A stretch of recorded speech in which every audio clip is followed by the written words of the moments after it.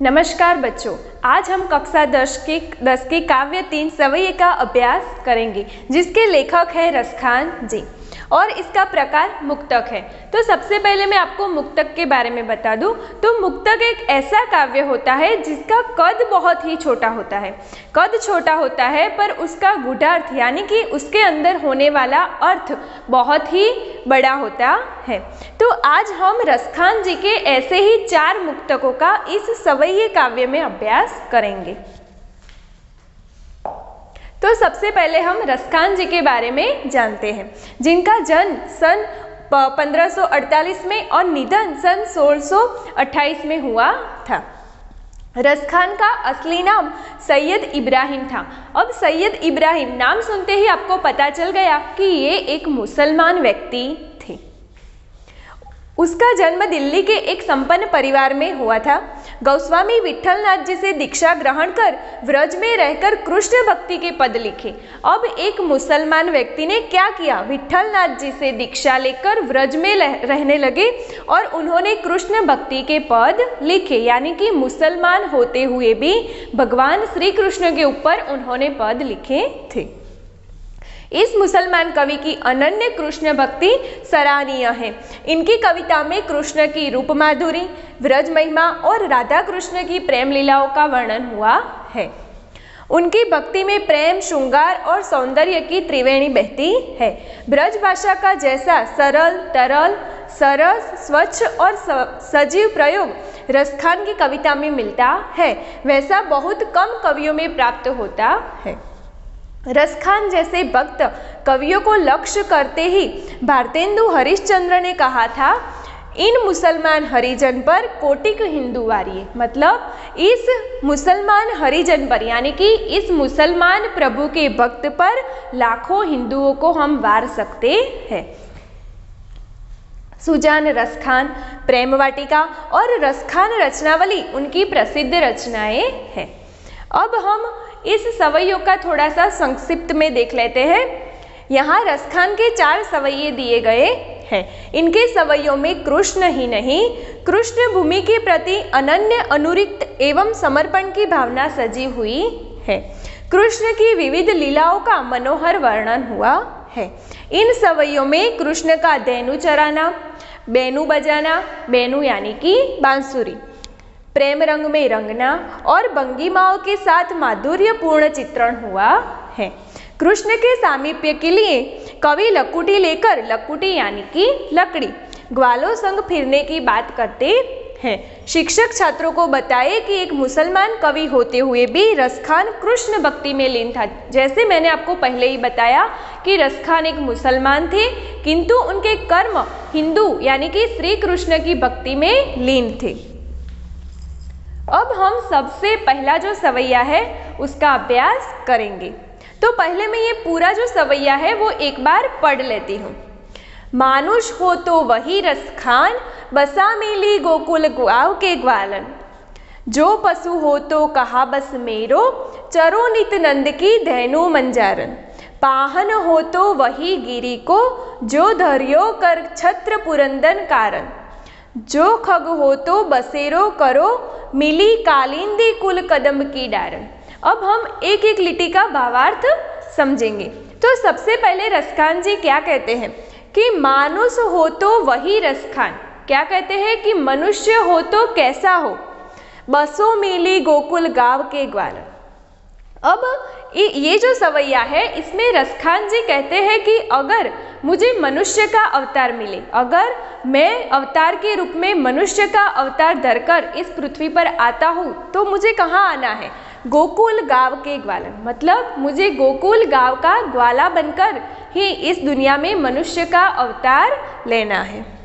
दूसरी पंक्ति में कहते हैं कि जो पशु हो तो कहा बस मेरो, अगर मैं पशु बनकर आया, अगर मैं इंसान नहीं बन पाया और पशु के रूप में इस धरती पर आया तो कहाँ बस मेरो, तो उस पर तो मेरा बस चल सकता नहीं है। चरो नित नंद की धेनु मंजारन, धेनु यानी कि गाय और मंजारन यानी कि बीच में, मध्य में। तो क्या कहते हैं रसखान जी की अगर मुझे पशु का अवतार मिलता है तो मैं कहाँ पर अवतार लेकर आऊँगा, नंद की गायों के बीच में मैं एक ऐसी ही एक गाय बनकर इस जन्म में अवतार लेना चाहता हूँ। तीसरी पंक्ति में कवि कहते हैं कि पाहन हो तो वही गिरी को। पाहन यानी कि एक पत्थर, अगर मुझे पत्थर का जन्म मिलता है तो मैं कहाँ आऊँगा, तो वही गिरी को। गिरी यानी कि पर्वत। तो कौन से पर्वत का पत्थर बनना चाहते हैं कवि? जो धर्या कर छत्र पुरंदन कारण। पुरंदर यानी कि इंद्र। तो इंद्र के कारण जब वर्षा हो रही थी तब पूरे व्रज को बचाने के लिए श्री कृष्ण ने अपनी तर्जनी उंगली पर क्या किया था? गिरिधर पर्वत को अपनी उंगली पर उठाया था। तो रसखान जी क्या चाहते हैं कि वो उसी गिरि का पत्थर बनकर अवतार ले। जो खग हो तो बसेरो करो मिली, कालिंदी कुल कदम की डाल। अब कवि क्या कहते हैं कि अगर मुझे खग यानी कि पक्षी, अगर मुझे पक्षी का अवतार मिलेगा तो मैं कहाँ आऊँगा? तो वो क्या कहते हैं? कालिंदी कुल। कालिंदी यानी कि यमुना और कुल यानी कि किनारा, यानी कि यमुना नदी का किनारा। तो यमुना नदी के किनारे पर जो कदम्ब का वृक्ष है उसकी डाल पर यदि मैं खग यानी कि पक्षी बनकर आता हूँ तो उस कदम्ब वृक्ष की डाल पर मेरा बसेरा हो। तो पूरे सवैये में भगवान रसखान जी ने क्या कहा है कि इस जन्म में मैं जितने भी अलग अलग अवतारों में जन्म लूँगा उसमें मुझे हर तरह से, हर रूप से सिर्फ श्री कृष्ण के समीप ही रहना है। जैसे कि अगर मैं मनुष्य बनकर आता हूँ तो क्या करूँगा? गोकुल गांव के ग्वालों के बीच जन्म लेना चाहता हूँ। अगर मैं पशु बनकर आया तो कहाँ पर आऊँगा? नंद की गायों के बीच। अगर मैं पत्थर बनकर आया तो श्री कृष्ण ने जो गोवर्धन पर्वत को उठाया था, मैं उसी गोवर्धन पर्वत का पत्थर बनकर आना चाहता हूँ। और अगर मैं पक्षी बना तो कदम्ब वृक्ष की डाल पर मैं अपना बसेरा बसाना चाहता हूँ। क्यों? क्योंकि मैं श्री कृष्ण के समीप ही रहना चाहता हूँ। अब हम दूसरे सवैये का अभ्यास करेंगे। या लकुटी अरु कामरिया पर राज तीहू पुर को तजी डारो। अब रसखान जी क्या कहते हैं? तो हम पहले थोड़े शब्दों देखते हैं कि लकुटी, लकुटी यानी कि लकड़ी। कामरिया, कामरिया यानी श्री कृष्ण ने जो काला कंबल ओढ़ा हुआ था वो। तो कवि क्या कहते हैं कि या लकुटी अरु कामरिया पर, हे श्री कृष्ण मैं आपकी लकड़ी और कंबल पर क्या कर सकता हूँ? तो राज तीहूपुर को तजी डारो। तीहूपुर यानी कि तीनों लोक को तजी डारो यानी कि छोड़ सकता हूँ। तो किस पर छोड़ सकते हैं? श्री कृष्ण की लकड़ी और उनके कंबल पर क्या करना चाहते हैं रसखान जी? अपने तीनों लोक के राज को भी वो छोड़ सकते हैं। आठहु सिद्धि नवो निधि को सुख, नंद की धेनु चराए विसारो। अब रसखान जी क्या कहते हैं कि आठहु सिद्धि यानी कि 8 तरह की जो सिद्धियां होती है उसे भी, और नवो निधि जो 9 तरह की निधि, निधि यानी कि संपत्ति जो धन होता है, उन सबके सुख को भी रसखान जी छोड़ सकते हैं। किसके लिए छोड़ सकते हैं? नंद की गायों के बीच वो घूमने के लिए क्या कर सकते हैं? ये 8 सिद्धि और 9 निधि के सुख को भी वो छोड़ सकते हैं।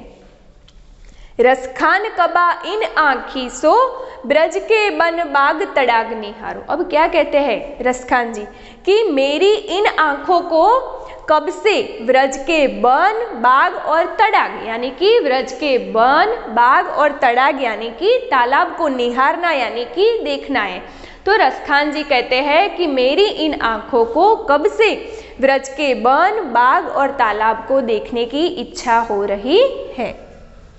कोटि कहू कल दोत के दाम, करिल के कुंजन ऊपर बारो। अब कवि क्या कहते हैं कि कोटि कहू यानी कि करोड़ बार, कल दोत के दाम यानी कि सोने के राजमहल को मैं इस जो श्री कृष्ण जो कुंज गलियों में घूमते थे उस कुंज गलियों के लिए मैं सोने के राजमहल को भी छोड़ सकता हूँ। तो दूसरे सवैये का संक्षिप्त हम देखते हैं कि रसखान जी श्री कृष्ण के समीप रहने के लिए, श्री कृष्ण से अनन्य प्रेम भक्ति पाने के लिए बहुत सारे सुख सुविधाओं को भी छोड़ने के लिए तैयार हो जाते हैं। श्री कृष्ण की लकड़ी और कंबल के लिए वो तीनों लोक के राज को भी छोड़ सकते हैं। 8 सिद्धि और 9 निधि के सुख को भी वह छोड़ सकते हैं नंद की गायों के बीच विचरने के लिए। रसखान जी की आंखें ब्रज के वन, बाग और तालाब को निहारने के लिए कब से व्याकुल हो रही है और राजमहल के सुख को भी वो कुंज गलियों में घूमने के लिए छोड़ने के लिए तैयार हो जाते हैं। अब हम तीसरा सवैया देखेंगे। जा दिन ते वह नंद को छोरो, या बन धेनु चराई गयो है। अब रसखान जी ने ये जो सवैया है इसमें गोपी की बात की है, गोपियों के मन की बात को उन्होंने इस सवैये में हमारे सामने प्रस्तुत किया है। तो गोपियाँ बात कर रही है, क्या बात कर रही है कि जा दिन ते वह नंद को छोरो, नंद को छोरो यानी कि श्री कृष्ण नंद का बेटा। तो क्या कह रही है गोपिया कि जिस दिन से उस श्री कृष्ण ने या बन धेनु चराई गयो है, इस वन में वह जब से गायों को चरा कर गया है। मोहिनी ताननी गोदन गाय के बेनु बजाई रिजाई गयो है। इस वन की सारी गोदन यानी कि सारे गायों को वो क्या करके गया है, बेनु बजाई रिजाई गयो है। बेनु बजाना यानी कि बांसुरी बजाना और रिजाई गयो यानी कि प्रसन्न करके गयो है। तो नंद को छोरो यानी कि श्री कृष्ण क्या करके गए हैं, जब से इस वन में गाय चरा कर गए हैं और अपनी बांसुरी से सारे गोदनों को मोहित करके गए हैं।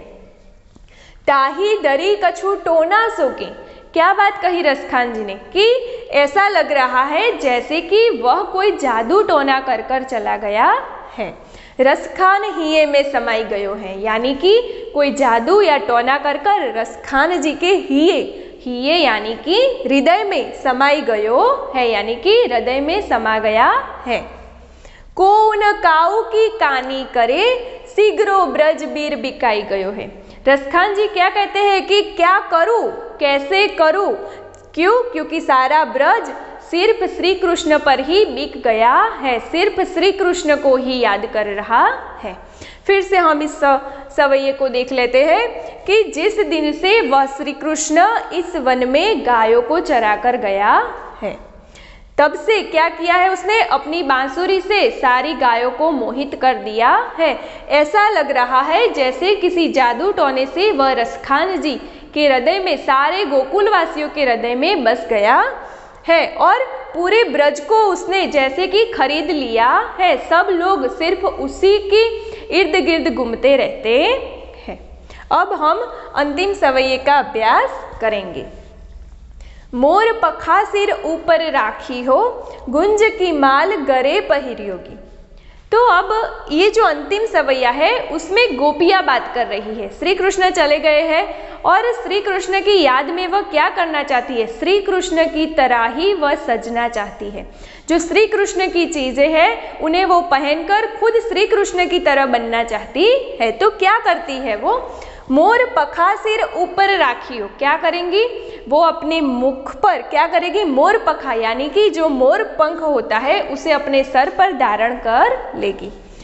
गुंज की माल गरे पहिरी होगी, गरे यानी कि गले पर, तो गले में वो क्या पहनेगी, वो जो इस तरह की गुंज होती है उसकी माला श्री कृष्ण पहनते थे जिसे रति भी कहा जाता है। तो गोपियाँ क्या करेगी, मोर पंख को अपने सर पर सजाएगी और गुंज की माला को अपने गले में पहनेगी।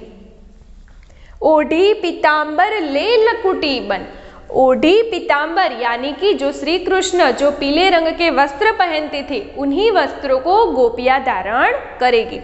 ले लकुटी बन यानी कि लकुटी यानी कि लकड़ी, बन यानी कि वन यानी कि लकड़ी लेकर वो भी श्री कृष्ण की तरह ही वन में जाएगी। गोदन ग्वारिन संग फिरोगी, गायों और ग्वालों के संग वो भी फिरेगी।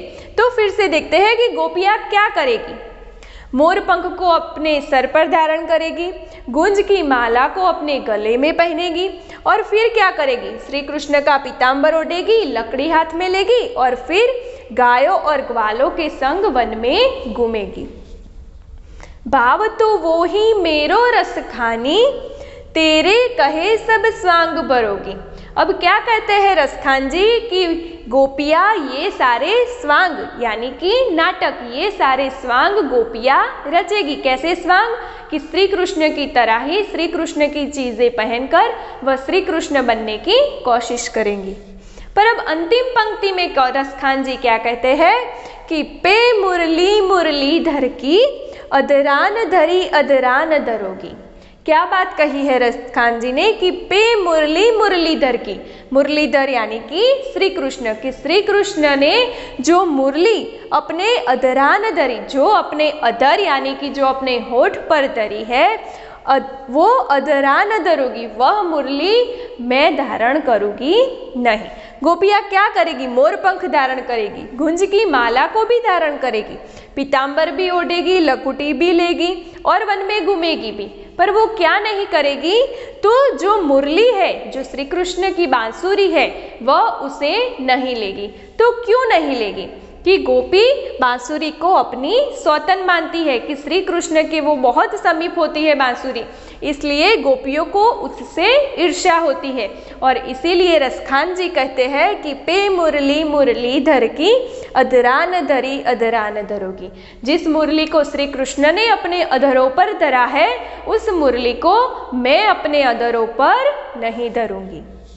तो यहाँ पर ये सवैये खत्म होते हैं। और हमें एक बात ध्यान में रखनी है कि रसखान जी मुसलमान कवि होते हुए भी उन्होंने श्री कृष्ण के प्रति अपनी अनन्य भक्ति और भावना को हमारे सामने उजागर किया है, और वह किसी भी रूप में श्री कृष्ण के समीप रहना चाहते हैं।